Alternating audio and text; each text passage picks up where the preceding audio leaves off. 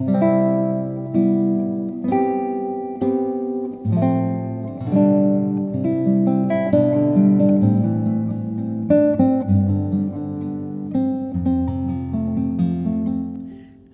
sejahtera Allah melimpah atas kamu. Terpujilah Tuhan Yesus yang senantiasa mengasihi kita dengan kasih yang besar, bahkan oleh tuntunan dan pemeliharaannya. Kita boleh dimungkinkan untuk kembali berelasi dengan Tuhan di hari ini. Kita berjumpa melalui renungan harian Toraya, Kamis 30 Mei 2024. Sapaan firman Tuhan dari Kisah Para Rasul 25 ayat 10 sampai 12. Tetapi kata Paulus, "Aku sekarang berdiri di sini di hadapan pengadilan Kaisar dan disinilah aku harus dihakimi.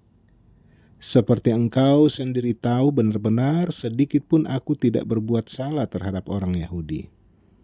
Jadi jika aku benar-benar bersalah dan berbuat sesuatu kejahatan yang setimpal dengan hukuman mati, aku rela mati. Tetapi jika apa yang mereka tuduhkan itu terhadap aku ternyata tidak benar, tidak ada seorang pun yang berhak menyerahkan aku sebagai suatu anugerah kepada mereka. Aku naik banding kepada Kaisar." Setelah berunding dengan anggota-anggota pengadilan, Festus menjawab, "Engkau telah naik banding kepada Kaisar, jadi engkau harus pergi menghadap Kaisar." Amin. Tema rehat, membela diri.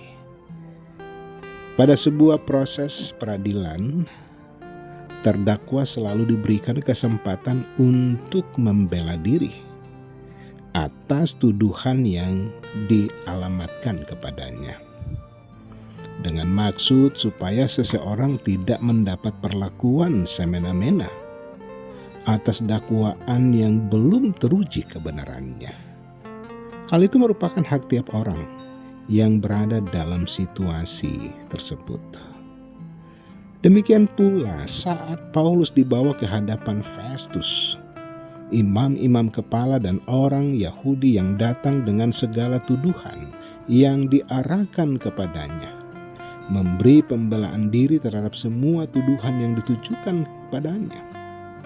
Paulus dengan tegas mengatakan, "Aku sedikit pun tidak bersalah, baik terhadap hukum Taurat, terhadap orang Yahudi, terhadap bait Allah, ataupun terhadap Kaisar."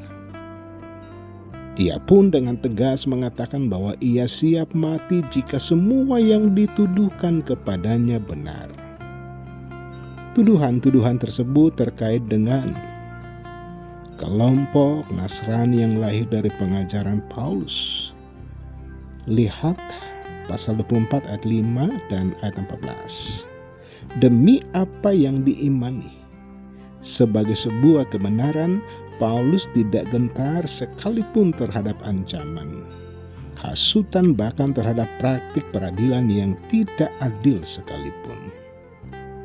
Baginya, iman mengajarkan tentang kebenaran Allah dalam Yesus Kristus sebagai kegenapan Taurat merupakan sesuatu yang mutlak untuk dipertahankan dan dipertanggungjawabkan kepada siapapun yang menentangnya.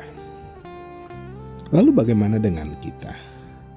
Untuk setiap kebenaran, khususnya mengenai iman kepada Kristus, adalah sesuatu yang harus kita nyatakan, walau kadang kita harus menanggung resiko.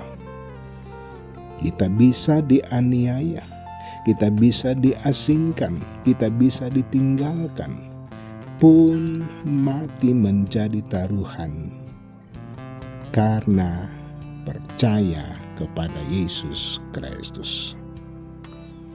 Tetapi walau demikian, ingat bahwa dalam situasi yang semacam itu, hikmat dan kekuatan dari Tuhan akan selalu melingkupi kita. Amin. Mari berdoa.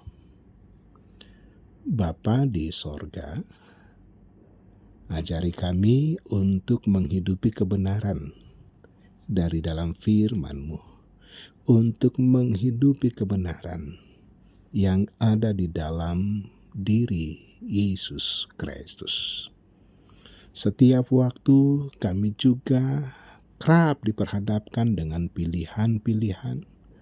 Terkadang iman kami diperhadapkan kepada kondisi yang sulit, bahkan praktek ketidakadilan, ketidakbenaran begitu subur di hadapan kami. Tetapi kami percaya bahwa kuasa pemeliharaan Tuhan menuntun setiap kami untuk menghidupi kebenaran, untuk mengaminkan firman-Mu, dan menjauhi apa yang tidak berkenan di hadapan Tuhan. Sebagaimana Rasul Paulus, dia gigih mempertahankan kebenaran itu, bahwa dia melakukan yang benar, dia menghormati Tuhan di sepanjang kehidupannya. Bapa di sorga, peliharakan anak-anak Tuhan di sepanjang hari ini, dalam pelbagai tugas, karya kerja, dan juga pelayanan. Berjalan bersama dengan Tuhan, kehidupan kami senantiasa diberkati. Bapa di sorga, ampuni segala dosa dan keterbatasan kami. Di dalam nama Tuhan Yesus, Tuhan dan Juru Selamat kami. Dan karena itu terimalah berkat Tuhan, kasih karunia Tuhan Yesus Kristus dan kasih Allah dan persekutuan Roh Kudus menyertai kamu sekalian. Amin. Demikian sapaan firman Tuhan. Tuhan Yesus memberkati.